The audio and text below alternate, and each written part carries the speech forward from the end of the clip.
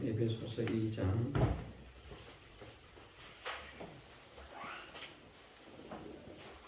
하나님 말씀 에베소서 2장 1절에서 9절 말씀 읽어드리겠습니다.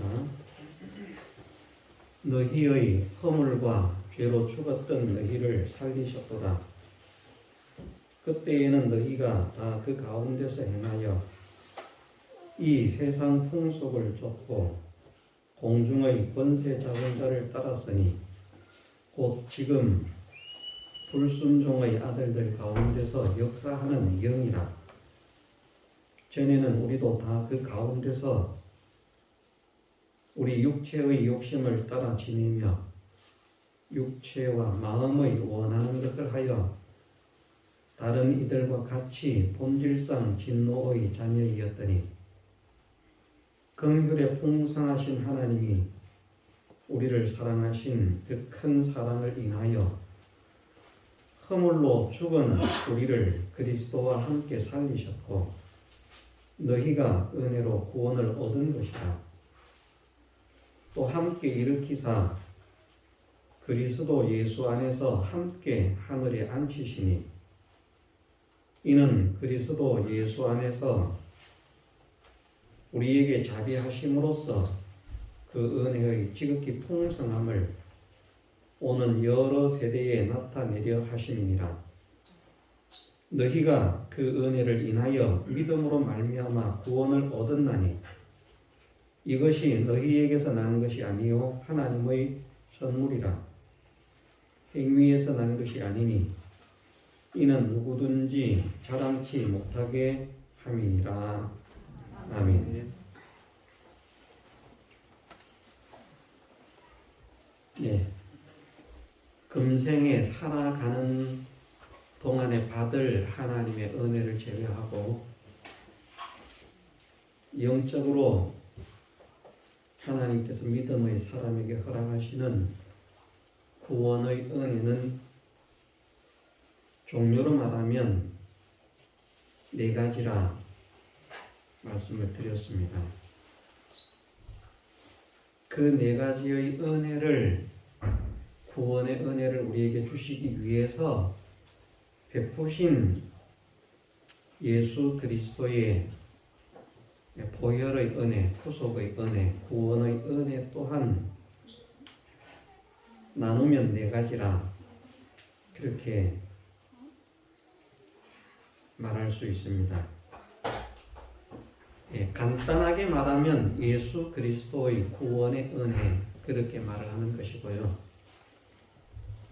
그것을 좀 더 세부적으로 나누면 예수님의 생애와 죽으심 그리고 부활하심을 통한 구원의 은혜 그렇게 말하는 것입니다.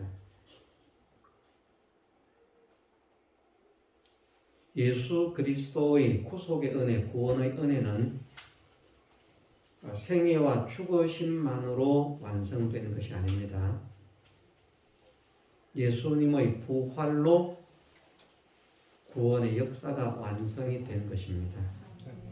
그래서 분명하게 성경을 통해서 하나님께서 말씀하시기를 예수 그리스도의 부활이 없다면 우리의 믿음도 헛되고 예수 그리스도의 부활이 없다면 우리는 여전히 죄 가운데 있다. 예수님께서 우리 죄 때문에 우리 죄를 위해서 우리 죄를 속하시려고 십자가를 지고 죽으셨다고 할지라도 그게 맞는 기정사실입니다. 그렇게 죽으셨어도 부활하지 않았으면 우리의 죄가 용서될 수 없다는 것을 말씀하십니다. 그런데 실제로 우리의 죄가 용서되어지는 것은 예수님께서 부활하셨기 때문에 우리는 죄 가운데 있는 자가 아니라 죄를 벗어난 자인 것을 말씀하시는 것이고 예수 그리스도께서 부활하셨기 때문에 우리의 믿음이 헛되지 않고 우리의 믿음이 유익한 것이 되었고 그 유익도 보통의 유익이 아니고 세상의 어떤 성공으로도 표현할 수 없는 지극히 큰 성공을 우리에게 선물하시는 그 지극히 큰 영광을 우리에게 선물하시는 그 하나님의 은혜가 그 믿음을 통해서 우리에게 오는데 그런 믿음의 실상, 믿음의 유익이 있는 것을 말씀하십니다. 좀 더 세부적으로 말씀을 드릴 수 있습니다만 생략을 하고 그렇게 사심과 죽으심, 부활하심을 통해서 주신 예수 그리스도의 구원의 은혜라 하는 이것을 좀 더 정확하게 세분화해서 말을 하면 그것이 이제 예수님의 구원의 은혜는 네 가지라 그렇게 이제 말을 하는 것입니다. 사죄의 은혜, 칭의의 은혜, 화친의 은혜,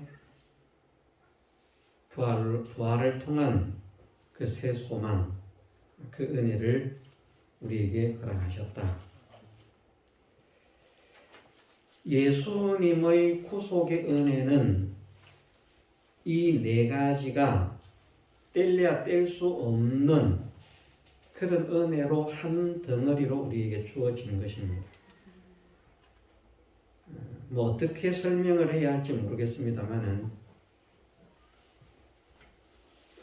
우리가 살아가는데 꼭 필요한 것이 물이라고 하면 물은 두 가지로 이루어져 있잖아요.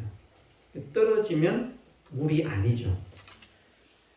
우리의 갈증을 해결할 수가 없습니다.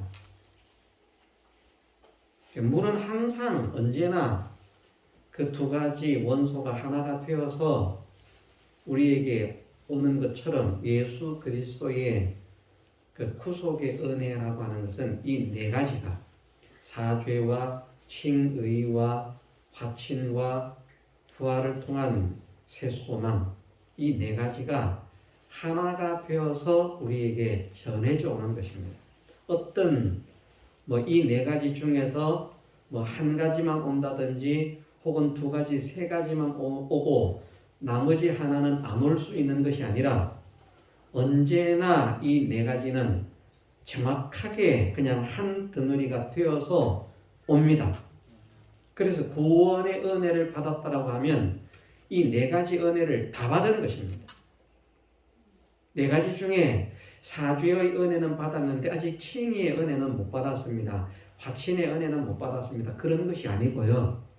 그냥 사죄의 은혜를 받았다면 동시에 칭의의 은혜도 받았고 화친의 은혜도 받았고 부활을 통한 새 소망의 은혜도 받은 줄로 믿어야 됩니다. 왜냐하면 이 네 가지 은혜는 떨어져서 각각으로 오는 것이 아니라 한 덩어리가 되어서 오는 것이기 때문에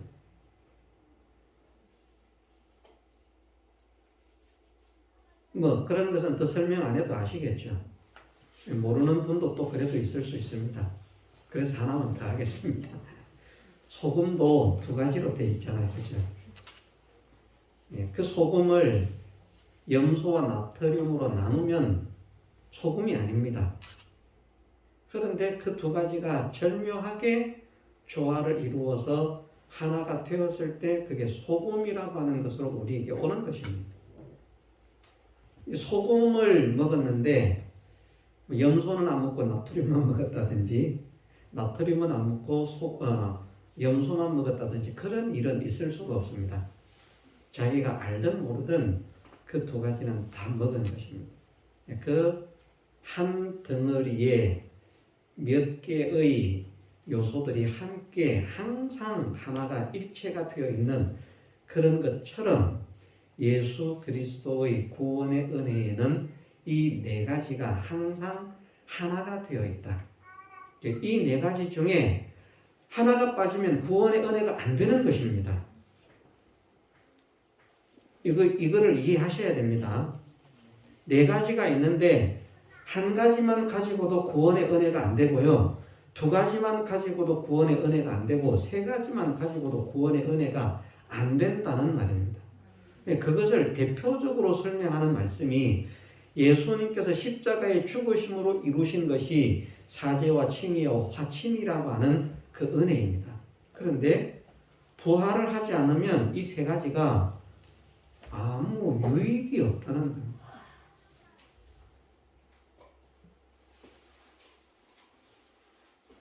우리가 생각할 때는 그냥 예수님께서 우리 죄를 위해서 대속물로 오셨으니까 십자가를 지고 죽기만 하시면 모든 문제가 다 해결될 것 같잖아요.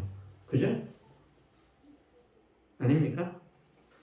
그냥 인간적인 생각으로 우리가 죄 때문에 이 고난 당하는 것이고 죄 때문에 마귀의 종되는 것이고 죄 때문에 사망이 우리 위에 왕노릇하는 것이고 죄 때문에 지옥 가는 것이니까 그냥 우리 죄를 담당하시고 주님이 십자가에서 죽기만 하셨으면 그러면 우리는 벌써 예수님의 피로 죄값을 지불했으니까 우리 끝났다. 이제 우리는 다 모든 것이 해결됐다. 그냥 그래야 되는 것이 정상인데 부활하지 않으셨다면 우리는 여전히 죄 가운데 있다. 부활하지 않으셨다면 우리의 믿음은 헛되다. 예, 성경을 한번 보고 가는 게 낫겠습니다. 고린도전서 15장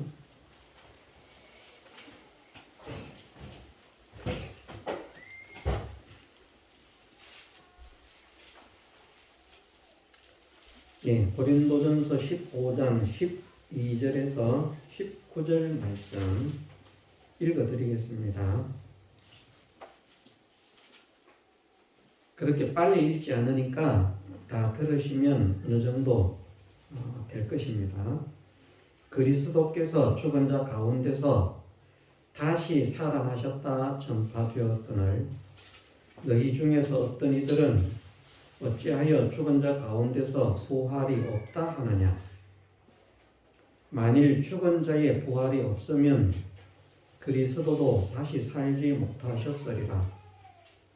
그리스도께서 만일 다시 살지 못하셨으면 우리의 전파하는 것도 헛것이요 또 너희 믿음도 헛것이며.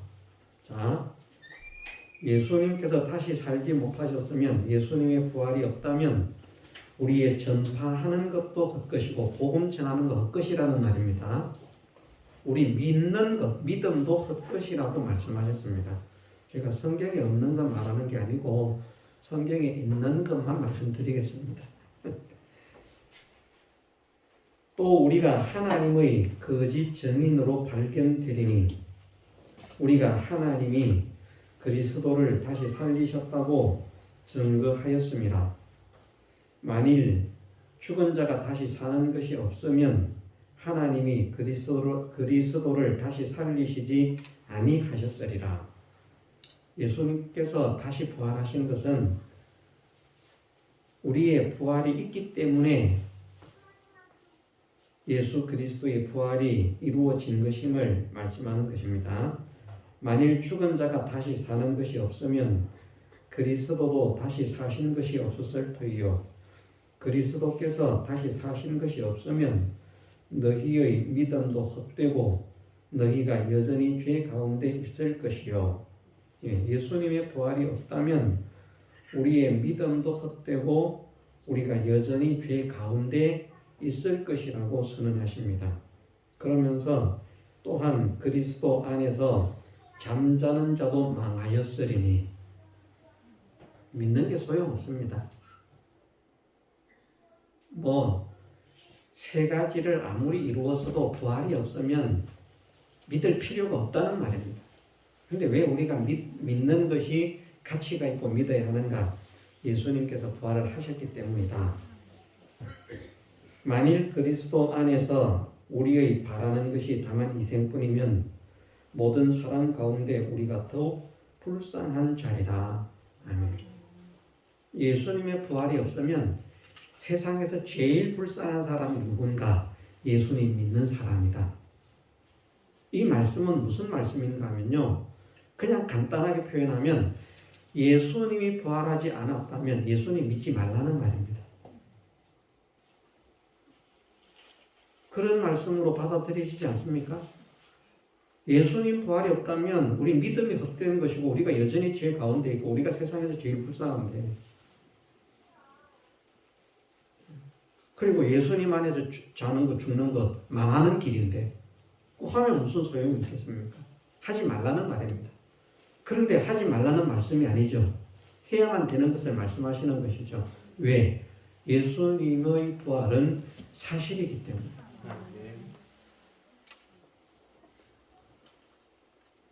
그래서 우리는 이것을 명심을 해야 됩니다. 나는 죄는 용서받은 것 같은데 의인은 아닌 것 같아요. 예, 우리가 자체적으로는 의인일 수가 없습니다. 우리가 의인이라서 의인으로 인정하시는 것이 아니라 정말 의인으로 인정받아서 안 될, 의인으로 인정받지 않음이 마땅한 그런 죄인이요 악인이지만 하나님의 은혜로 의인으로 인정을 해주시는 것입니다. 하나님은 나를 사랑하시지 않는 것 같아. 하나님은 나를 좋아하시지 않는 것 같아. 우리 가끔 그런 생각 들잖아요. 다른 건 모르겠는데 아마 이 생각은 많이 들 수 있어요. 믿는 사람들. 하나님은 나를 사랑하시지 않는 것 같아. 애들도 그러잖아요. 우리 아버지, 우리 엄마는 나를 사랑하지 않는 것 같아. 형제들이 여럿이 있으면 형제들이 그렇게 싸울 수 있어요. 야, 우리 엄마는 우리 엄마가 아니고 니네 엄마야. 그래서 이제 예를 들면 저희 형제들이 싸운다고 가정을 하면 말입니다. 저희 어머니가 이름이 정수경입니다. 정수경 씨는 희준이 네 엄마지 우리 엄마 아니야. 예를 들면 니들 엄마잖아요. 그런 말을 하는 배경에 무엇이 있는가 하면 나를 너만큼 안 사랑하는 것 같다. 사랑하지 않는 것 같다. 너만 편애하는 것 같고 너만 위하는 것 같고 너만 챙기는 것 같고 먹을 거 있으면 너한테만 주는 것 같고 나한테는 안 주는 것 같고 그 섭섭함을 가지고 있으면 그런 말을 하게 되는 것입니다. 예를 들어서 그것처럼 우리 믿는 사람들이 가장 많이 하는 실수 중에 하나가 무엇인가 하면 하나님은 나를 사랑하지 않는 것 같아. 하나님은 나를 좋아하지 않는 것 같아. 하나님께서 나를 사랑하시고 나를 좋아하시고 나를 기뻐하신다면 내가 이럴 수가 없잖아. 그것이 많은 사람들이 가지고 있는 생각입니다. 우리는 그런 생각 가집니까? 안 가집니까? 안 가집니까? 안 가지면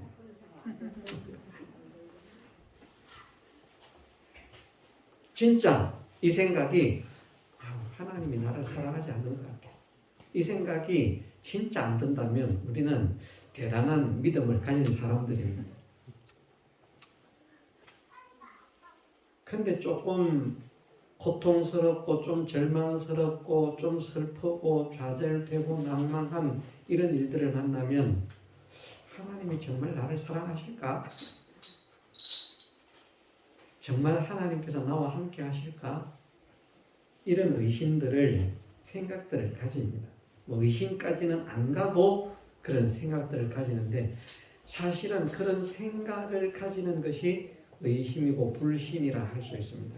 그런데 하나님께서는 말씀을 통해서 우리에게 어떻게 약속을 하시는가 하면 너를 낳은 너의 부모는 너를 잊을지라도 나는 너희를 결코 잊지 않겠다는 것이고요. 우리가 볼 때에는 우리 곁에 하나님이 계시지 않는 것처럼 보이지만 하늘과 땅의 모든 권세를 가지신 주님께서 세상 끝날까지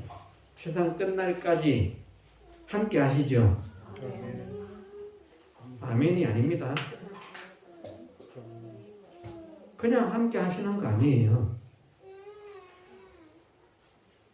보라 내가 볼지어다 내가 세상 끝날까지 너희와 항상 함께 하시니. 그냥 함께 하시는 게 아니고요. 항상 언제나 1분 1초도 빠짐이 없이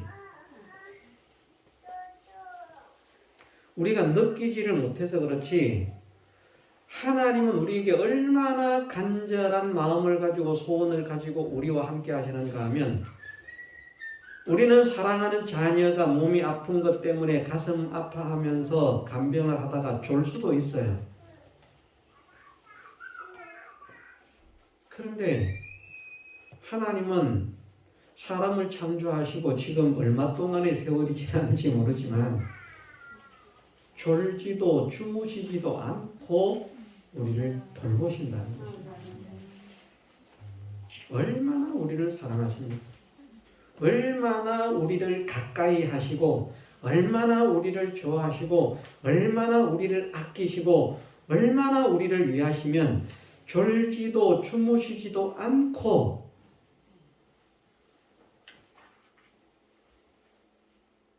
뭐처럼 지키신다고요? 당신의 눈동자처럼. 우리의 신체 부분에서 가장 예민한 것이 눈입니다. 그만큼 예민하게 반응을 하시는 그 말씀은 결국은 무엇을 나타내는가 하면 하나님께서 우리와 먼 사이가 아니고요. 우리와 굉장히 가까운 사이라는 것입니다. 그래서 이 말씀을 생각하면 이런 이치, 이런 진리의 내용을 생각하면 그 천주교인들이 참 불쌍해요. 걔네들은 하나님을 멀리 있는 것으로 생각하거든요. 항상 멀리 가까이 갈 수가 없어. 우리가 감히 어떻게 우리가 가까이 갈 수가 있는가? 하나님은 무서운 하나님. 하나님은 신구약의 모든 성경에서 하나님은 사랑의 하나님이심을 말씀하시는데 구약의 하나님은 무서운 하나님, 신약의 하나님은 사랑의 하나님. 그런데 그 신약의 하나님, 사랑의 하나님조차도 가까이 할 수가 없어서 마리아를 통해서 기도해야 된다니까요. 우리가 어떻게 감히 그 앞에 갈 수 있겠는가? 하나님과 화친하지 못한 겁니다. 근데 우리는 정말 내가 하나님의 자녀가 되었구나. 영접하는 자, 곧 그 이름을 믿는 자들에게는 하나님의 자녀가 되는 권세를 나중에 주실 것이다가 아니고, 그죠? 영접하면, 믿으면 하나님의 자녀가 되는 권세를 주셨다는 것입니다. 못난, 누구를 비교해야 될지 모르겠습니다만, 하여튼 그렇습니다.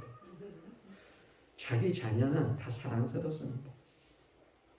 그래서 자기 자녀가 사랑스러우니까 우리가 남의 자녀도 좀 사랑스럽게 존중을 하십시오. 제가 오전에 우리 은우를 보고 귀여웠어요. 차은우를 보고 하는 말입니다. 오전에 심장이 뛰는가 가슴에 손을 얹으라 그랬잖아요. 한참 동안 손을 안 내려요.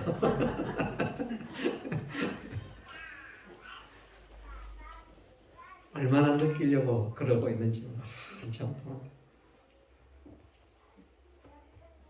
이러면서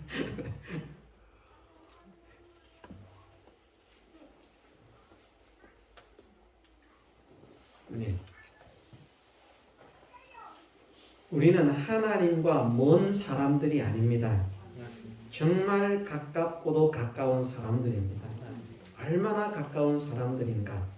하나님께서 우리를 위해서라고 하면 어떤 것도 아끼실 것이 없을 만큼 우리를 귀중하게 보시는 분이고 정말 소중해서 눈을 뗄 수가 없어서 졸지도 주무실 수도 없는, 우리는 안 졸려고 해도 안 졸 수가 없어요. 약해서.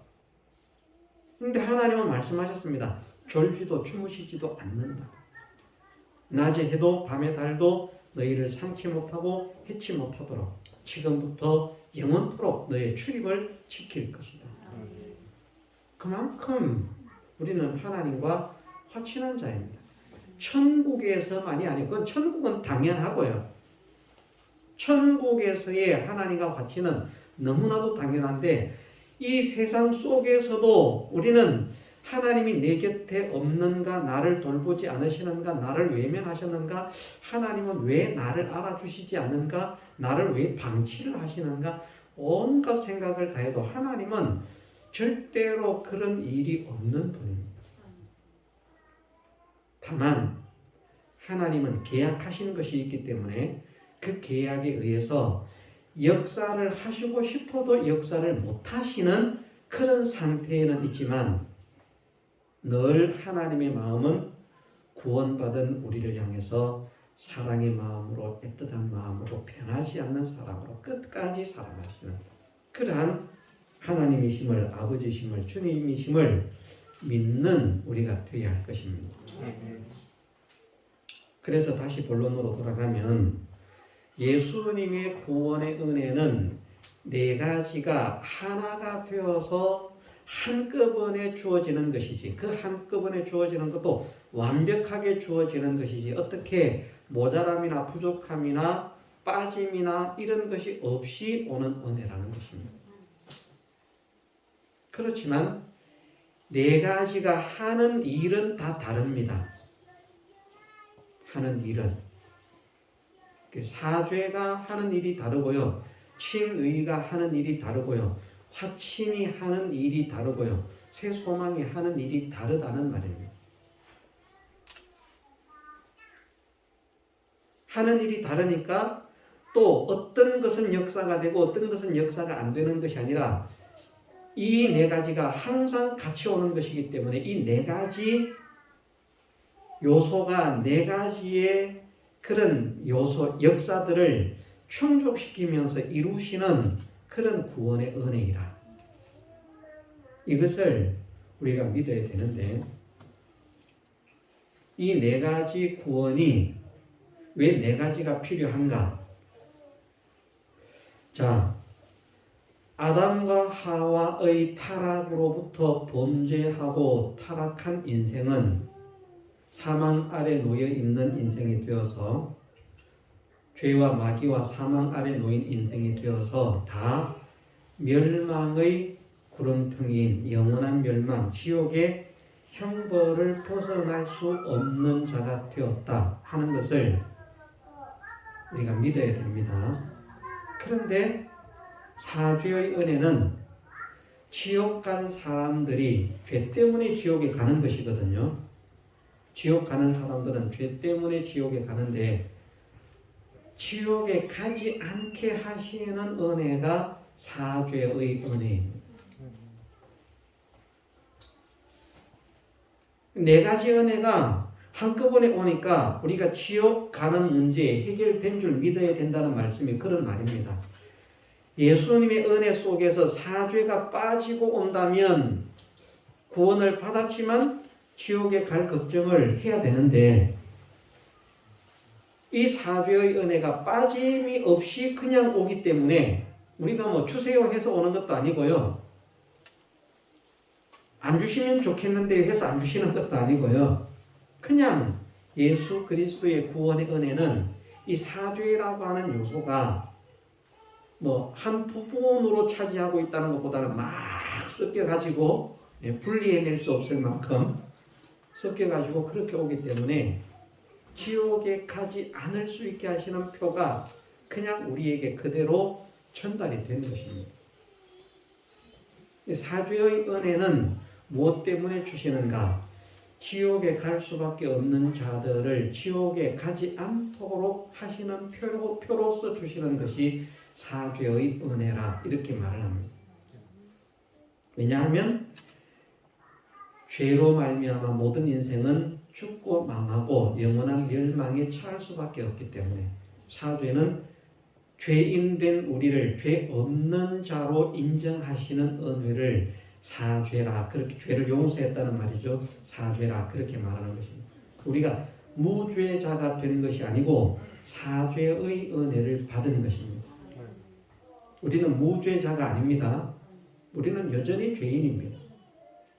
어떤 사람들은 잘못 알아서 예수님의 구원의 은혜를 받으면 우리는 더 이상 모든 죄를 용서받았기 때문에 우리는 죄인이 아니다. 죄인이라고 하면 예수님의 은혜를 믿지 않는 것이다. 이렇게 말합니다. 대표적인 사람들이 누군가? 구원파입니다. 그런데 우리는 구원을 받아도 무죄자가 아닙니다. 사죄자입니다. 무죄자가 아니라는 말은 죄가 있다는 말입니다. 그러나 죄를 죄로 정치 않으시는 자가 되었다는 말입니다. 죄가 있는데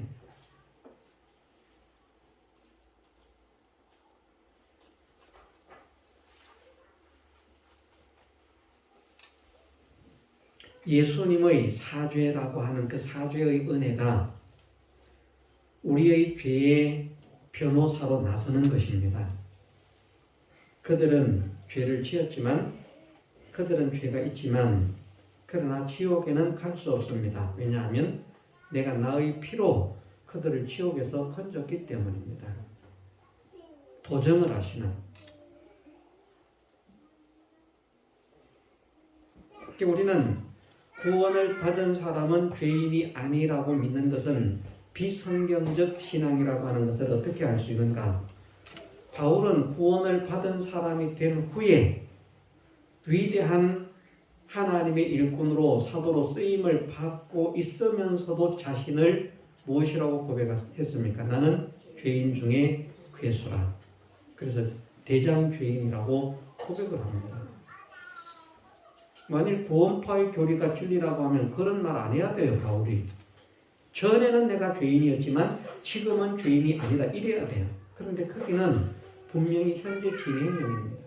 지금 현재 내가 죄인 중에 괴수다. 죄인임을 고백해야 되는 거예요. 내가 죄인인데 그러나 지옥에 가지 않는 것은 주님의 은혜 때문입니다. 무슨 은혜요? 사죄의 은혜 때문입니다. 내가 예수님을 믿고 죄 있던 내가 과거, 현재, 미래의 모든 죄까지 다 용서가 받아서 무죄자가 되었기 때문에 지옥을 가지 않는 것이 아니라 여전히 죄 가운데 있지만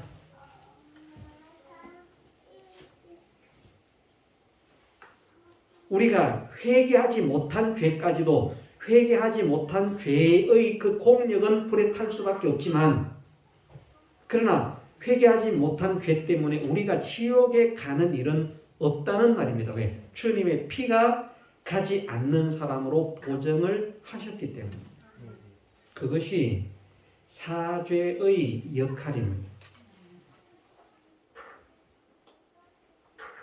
그러면 죄 없는 사람으로 지옥에 가지 않으면 다 천국 가는가? 그렇지 않습니다. 하나님의 나라는 누가 가게 되어 있는가 하면 그 영원한 나라의 새하늘과 새 땅의 그 땅을 누가 기업으로 받게 되어 있는가 하면 의인이 받습니다. 의인만 갑니다. 근데 우리가 의인이 아닌 거예요. 하나님께서 인정하시는 의인이 되려고 하면 율법을 일단은 다 지켜야 됩니다. 일단은 너무나 힘든 말이지만 우리의 의로서 구원을 받아서 천국에 가려고 하면 하나님 앞에서 하나님의 모든 말씀을 삼가 지키면 그것이 우리의 의가 된다고 말씀하셨습니다. 그런데 그렇게 할 수 있는가? 못해요. 그것도요, 진짜 의가 되려고 하면 그냥 외형적으로 말씀을 지키는 것이 아니라 그 속 사람까지도 다 하나가 되어서 진정성을 가지고 말씀대로 살아야 돼요.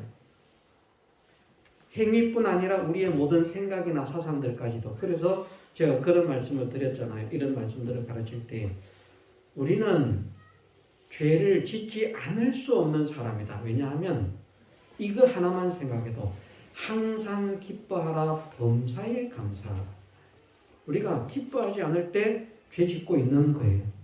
감사하지 않을 때 우리는 죄를 짓고 있는 거예요. 사람들은 뭐 사람들이 생각하는 나쁜 생각 이런 거 안 하고 나쁜 짓 안 하면 죄를 안 지은 것으로 생각하는데 감사하지 않는 것이 죄고 기뻐하지 않는 것이 죄라는 말입니다. 우리는 막 남한테 두드려 맞으면서도 아이고 감사해요, 기뻐, 감사해요 이래야 된다니까요. 사실은요. 이제 남들은 미쳤다 그러겠죠. 드디어 저 예수쟁이가 미쳤구나. 몽둥이 찜질을 당하면서 좋아서 싱글벙글 웃으면서 어쩔 줄을 몰라. 그런데 진짜로 우리가 온전한 믿음의 사람이 되려고 하면 서대반처럼 돌에 맞으면서도 얼굴이 천사의 얼굴처럼 돼야 해요. 정상이라니까요. 그 정상이 우리가 못 되고 있잖아요. 그 정상. 왜? 우리가 그만큼 성령에 충만하지 못하기 때문이므로 고백을 해야 됩니다. 우리가 뭐 그냥 무조건 나는 성령의 사람입니다. 그 고집을 부리지 말고 어기지 말고 솔직하게 성령의 임함이 100이 만이라고 하면 한 2, 3밖에 안 되면서 2, 3 정도 채운 거 요만큼 한번 발 살짝 담근 걸 가지고 나는 성령의 사람입니다. 진짜 성령의 사람들은요. 매를 맞고 옥에 갇혀서 찬양하고 감사하고 하잖아요. 우리가 막 매를 맞고 옥에 갇혀서 감사 찬양 해봤습니까? 그러면 우리가 좀 애법 성령의 사람이라고 할 수 있어요.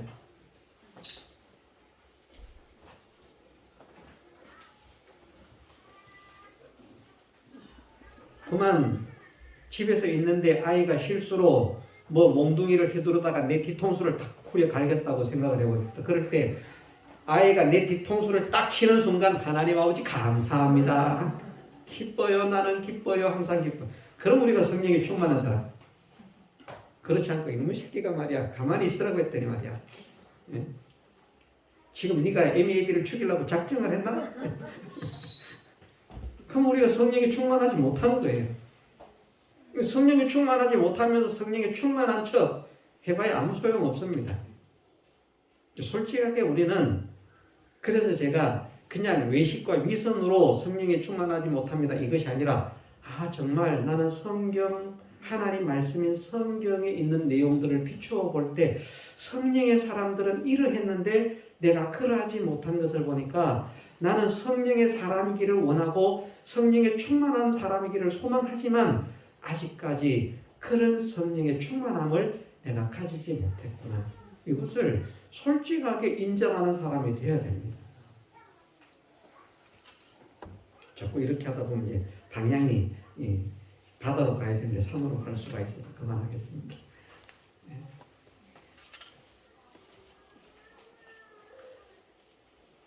예, 하나님의 나라는 죄가 없다고 갈 수 있는 것이 아닙니다. 하나님의 나라는 의인으로 인정을 받아야만 갈 수 있는 나라입니다. 그런데 그것을 우리가 하나님께 의로 인정을 받을 수가 없는 거예요.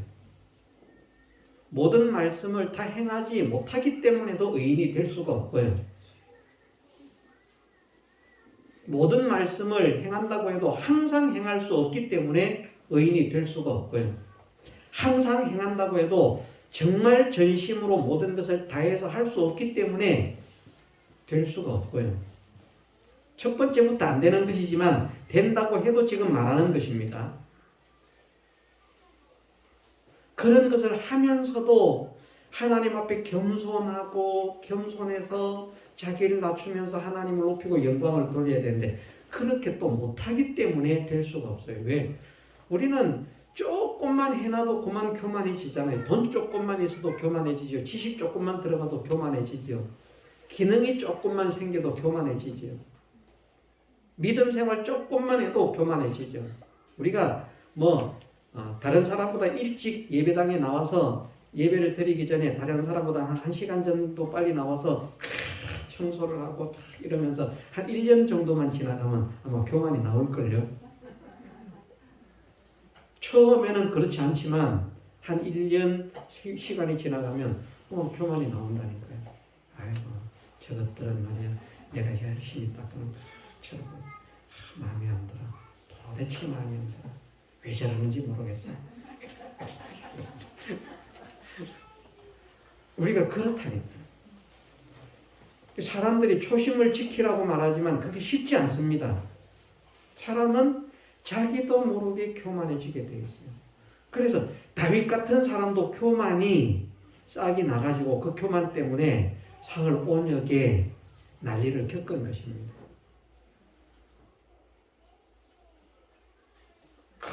하나님께서 나를 사랑하시고 나에게 은혜를 주셨는데 내 나라의 군사의 수가 얼마나, 우리의 군사력이, 국방력이 얼마나 튼튼한가 한번 보자. 인구조사를 하는 거. 그럴 때 요압이 하지 말라고. 요압 같은 사람도 이 하나님 뜻 아닌 것 같아요. 그래서 왕 얘기가 아닌 것 같습니다. 안 하는 게 좋겠습니다. 그런데 그 교만이 안 꺾이는 겁니다. 그래서 매를 맞고 꺾어지는 거예요. 죄를 지은 자가 내가 아닙니까? 나와 네 집을 치시고 내 아버지 집을 치시고 이 백성들을 용서해 주옵소서. 회개를 합니다. 교만 정말 무서운 적입니다.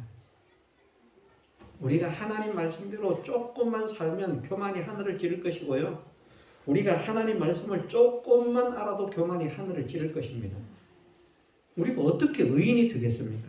하나님은 항상 겸손한 자가 되기를 원하시는데 교만이 고개를 들면 우리는 실패자가 된다고 했습니다.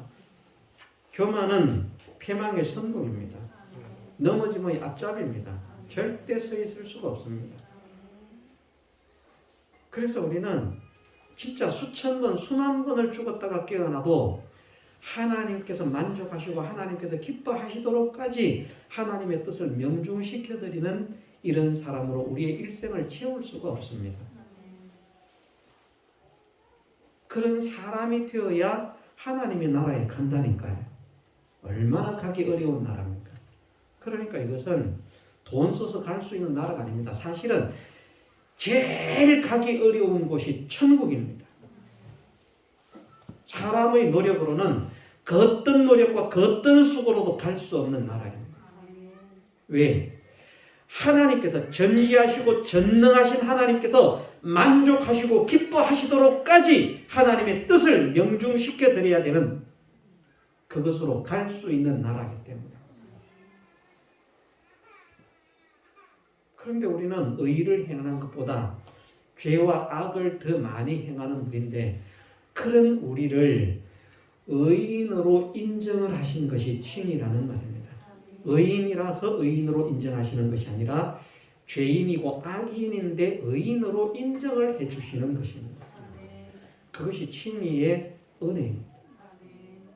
그래서 우리는 사실은 우리의 행동으로 볼 때 부끄러워서라도 천국에 들어오라고 해도 저는 부끄러워서 못 가겠어요 라고 오히려 도망을 가야 될 처지에 놓인 사람들인데 담대하게 하나님 앞에 나아감을 얻었다는 것입니다. 뻔뻔하게 얼굴에 철판을 까요.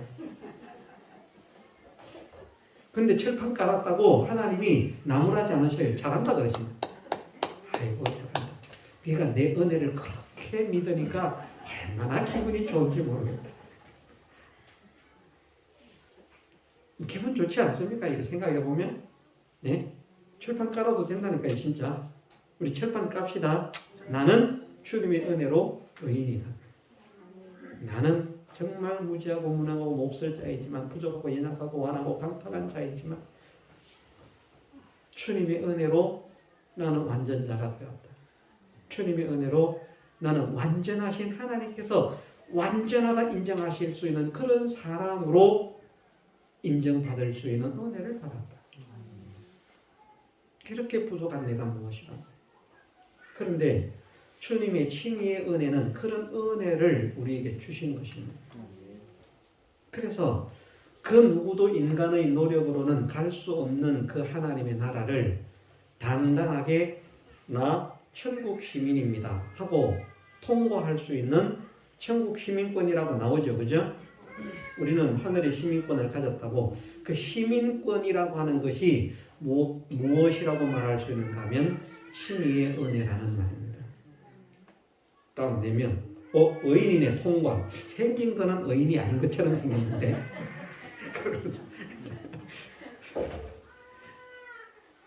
하나님께서 우리를 저를 보시면 그럴 거예요. 얘가 생긴 건 진짜 이거 못되게 생겨가지고 이게 의인이 맞나 아닌가. 하나님은 그러실 필요가 없지만 그냥 말을 하자면 네 진짜 의인이야. 얘 맞습니다. 표 한번 내봐. 꺼냈는데 예수님의 칭의의 은혜가 딱 맞네. 통과. 우리는 철판 깔고 천국을 통과하는 것입니다. 화친의 은혜는 어떤 역할을 하는가? 화친이라고 하는 말은 하나님과 가깝다는 말이죠. 아주 친근하다, 밀접하다, 가깝다, 하나가 되었다라고 할 수 있는 그런 최측근이라고 하는 그런 표현들을 사용할 수 있는 것입니다. 세상에 많은 사람들이 있지만 나하고 아주 가까운 각별한 사람도 있고 화친한 사람도 있고 그렇지 않은 사람들도 있잖아요. 그러면 내가 왕이라고 하면 누구를 쓰겠습니까? 내가 왕이라고 하면 나한테 반대하는 사람, 나한테 이렇게 맨날 욕하는 사람, 딴지 거는 사람, 그래도 저 사람은 좀 사람이 지식도 있고 기능도 있고 그러니까 저 사사건건 나한테 반대하지만 너 장관해. 대통령이 그래 쓰겠습니까? 안 씁니다. 절대 안 씁니다. 정말 사람들이 볼 때는 저거는 그 자리에 앉으면 안 될 것 같다 하고 반대를 해도 대통령은 누구를 세웁니까? 자기 마음에 드는 사람. 그래서 화친의 은혜라고 하는 것은 우리가 하나님의 나라에서 영광의 실력, 영광의 권세를 누린다고 했잖아요.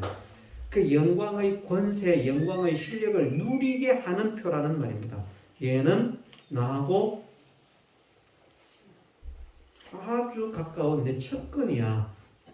그냥 보통의 측근이 아니고요. 아주 가까운 나하고 하나 된 내 편이야. 이렇게도 말할 수 있고 내 측근이야. 나하고 굉장히 가까운 밀접한 그런 관계에 있는 사람이야. 얼마나 우리가 하나님과 밀접한 관계가 되었는가 하면 성경에서 그것을 그렇게 말씀하십니다. 한편으로는 하나님은 우리의 아버지시요 우리는 하나님의 자녀로서 하나님의 모든 것을 후사로 하나님의 모든 것을 상속받을 하나님의 후사라고 표현을 하시고요. 그것보다 더 밀접한 관계의 표현은 어떻게 표현하시는가 하면 주님은 우리의 머리시요 우리는 주님의 몸이라고 표현하십니다. 그러니까 머리가 가는데 몸뚱이는 안 갈 수가 없잖아요. 그죠? 이것만 내밀면 됩니까? 이렇게? 저 들어갑니다. 받아주세요. 몸뚱아리는 안 되고요. 이럴 수는 없잖아요. 머리가 가면 무조건 몸뚱이도 가는 겁니다. 살아있다면. 그만큼 자기 몸인데 자기 지체인데 얼마나 소중하게 아끼고 사랑하고 돌보겠습니까? 우리도 우리의 지체 머리에서 제일 먼 게 발가락이지만 발가락에 가시가 들어가도 그 꼭 빼내야 마음이 편해집니다. 그렇지 않습니까? 얘는 내 머리하고는 머니까 얘는 괜찮아. 찔려도 괜찮아. 아무도 없습니다. 자기의 지체는 다 소중합니다. 자기의 몸은 다 소중합니다. 그런데 주님이 우리를 사랑하심이 자기 몸을 사랑하심 같이 사랑하셨고 더 나아가서 우리보다도 우리를 더 사랑하신 분이 주님이시라. 그 뜨겁고 그 애절하고 그 깊은 사랑으로 우리를 사랑하셔서 하나님의 측근으로 세워놓은 것이 주님의 화친의 은혜입니다. 그래서 이 본문에서도 보면 우리는 사실은 그때 너희가 그 가운데서 행하여 이 세상 풍속을 쫓고 공중의 권세 잡은 자를 따랐으니 곧 지금 불순종의 아들들 가운데서 역사하는 영이라. 전에는 너희뿐 아니라 우리도라고 합니다. 전에는 우리도 다 그 가운데서 우리 육체의 욕심을 따라 지내며 육체와 마음의 원하는 것을 하여 다른 이들과 같이 본질상 진노의 자녀이었더니 이런 사람인데 하나님과 화친한 자가 되게 하셨다. 그러면서 뭐 하려고? 하나님의 모든 것을 맡기셔서 하나님을 대신해서 만물을 다스리는 영광의 실력자가 되게 하시려. 그럼 이제 마지막 이거 하나 하고 이제 마칩니다. 그리고 다음 주에 이제 계속 하겠습니다만은 마지막 네 번째, 부활은 어떤 은혜를 주시는가? 어떤 역할을 하는가? 예수님의 부활이 있기 때문에 우리가 부활합니다. 그냥 이것이 열쇠, 힌트입니다. 예수님의 부활을 무슨 부활이라고 말씀하는가 하면 첫 열매 부활이라고 말씀을 합니다. 성경에서. 첫 열매 부활이라고 하는 말씀은 무슨 말인가? 과일 나무가 있는 것으로 생각해서 말을 한다고 하면 어떤 나무든지 첫 열매가 달려야 그 뒤에 열매도 있습니다. 첫 열매가 없으면 열매가 없습니다. 그렇죠? 첫 열매가 없으면 열매가 없는 겁니다. 열매가 딱 하나 달려도 첫 열매만 달리더라도 첫 열매가 있어야 어쨌든 열매가 달리는 겁니다. 열매가 하나뿐이라면 그렇지만 열매가 많이 달린다면 첫 열매가 있음으로써 그 뒤에 열매들이 같은 열매들이 생겨진다는 것입니다. 그래서 예수님의 부활이 없으면 하나님께서 우리에게 아무리 큰 은혜를 주시기를 원하셔도 주실 수 없는 것은 창세 전부터 우리를 그리스도 안에서 택하셨기 때문입니다. 그리스도와 상관없이 택함 받은 우리가 아니라 그리스도와 연결되어서 택함을 받은 우리입니다. 그 그리스도의 사역에는 십자가의 죽으심과 부활하심이 다 내포되어 있습니다. 그 과정을 통해서 부활의 새 생명이 주어지게 되어 있는데 예수님께서 부활하지 않으시면 이게 다 헛것이 되는 겁니다. 왜냐하면 첫 열매가 나와야 다음 열매가 이제 달리기 시작하는데 첫 열매가 안 생기니까 그 첫 열매가 아니고 두 번째 열매가 먼저 생기면 안 됩니까? 두 번째 열매가 먼저 생길 수가 없습니다. 항상 첫 열매가 있어야 그 다음에 열매가 생깁니다. 예수님과 같은 그런 영광의 사람으로서 복 있는 사람으로서 같은 영광과 같은 은혜를 누리게 하시는 그 은혜가 우리에게 주어진다는 것을 약속하신 약속의 표, 그 소망이 예수님의 부활이라는 말입니다. 실제로 그러한 은혜가 우리에게 실상이 되게 하시는 첫 열매이기도 하시고 예수님의 부활을 통해서 우리에게도 그것이 실상이구나 하는 믿음과 소망을 가지게 하시는 그 은혜를 또한 우리에게 주시는 것이라. 그래서 이 네 가지 구원의 은혜는 각각의 맡은 역할이 있습니다.